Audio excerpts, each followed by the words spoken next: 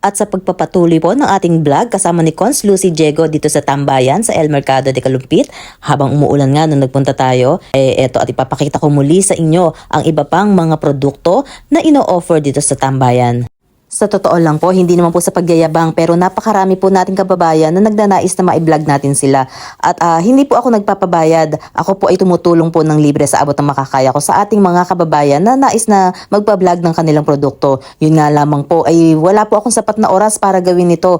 Gusto ko pong tulungan kayo pero isa-isa po susubukan po natin ito. Small content creator lang po tayo. Hindi po tayo malaki na katulad ng iba pero kung kakayanin bakit hindi natin gagawin?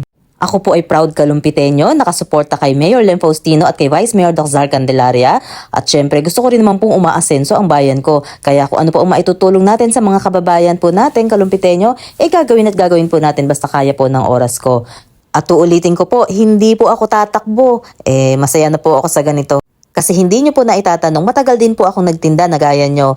At may sumuporta din sa akin nung nag-uumpisa ako. Kaya payback ba? Ibalik lang din natin yung tulong na nakuha natin mula sa iba.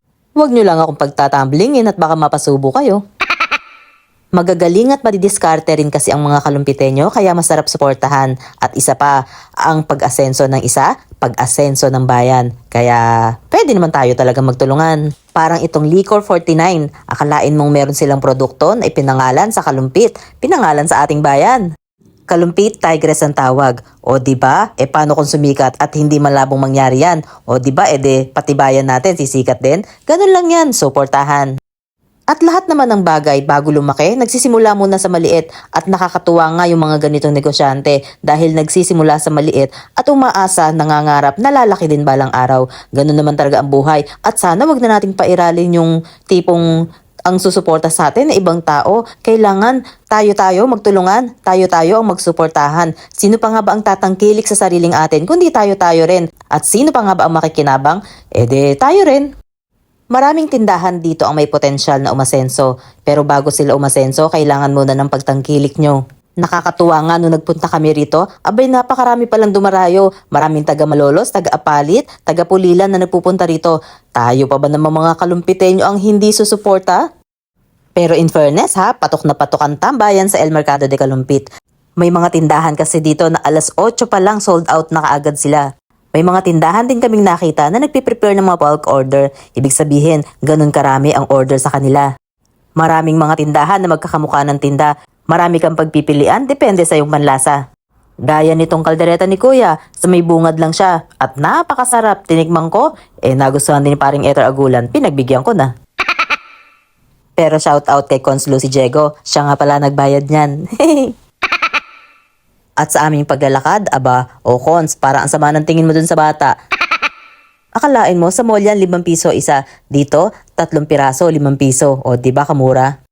Pag sinama nyo yung mga anak nyo dito sa El Mercado, magturo man na magturo yung mga anak nyo, hindi masyadong malalagasan ang bulsa nyo. Pang bingo nga meron kayo bilhin nyo na rin ang candy yung anak nyo. Pagkabili nyo, tsaka nyo ko ayaing magbingo.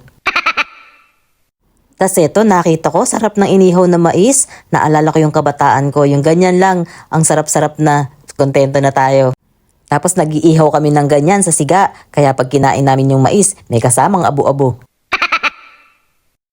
Tuwang-tuwa talaga ako dito sa El Mercado. Parang feeling ko bumalik ako sa pagkabata. Ang dami-dami kong gustong ipabili, ang dami-dami kong gustong tikman.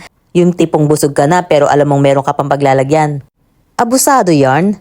Hindi po, patay gutom lang. O diba may pa-take out pa si Cons Lucy? Sabi na sa inyo, abusado lang. At saka kahit busog, meron pang paglalagyan. Malaki imbakan ko sa tiyan Teka, maisingit. Etong si Philip, love ko yan Ayan, at maski pa paano marami na tayong naipakitang paninda at saka mga produkto dito sa El Mercado. Pero bago ko tapusin itong episode, hayaan nyo munang ipakita ko sa inyo ang sotero, bibingka at puto bumbong. Ang specialty nila ay talaga namang napakasarap. Lagi kong inuulit-ulit kapag nakikita ko ang sotero, puto bumbong at bibingka, naaalala ko noong kampanya na isa sila sa kauna-unahang sumuporta nung nangangampanya si Mayor Lem Faustino at si Doc Zar Candelaria. Bukod sa masarap na ang kanilang paninda, talaga namang napakababait na may-ari. At ayan, dito po muna nagtatapos ang ating vlog para dito sa tambayan sa El Mercado de Calumpit. Maraming salamat po sa panonood at pagtsatsaga nyo sa akin. Abe, iilan lang kayo nagtsatsaga sa akin. Muli po, ako po si Think Big Charo Mariano at nagpapasalamat sa inyo.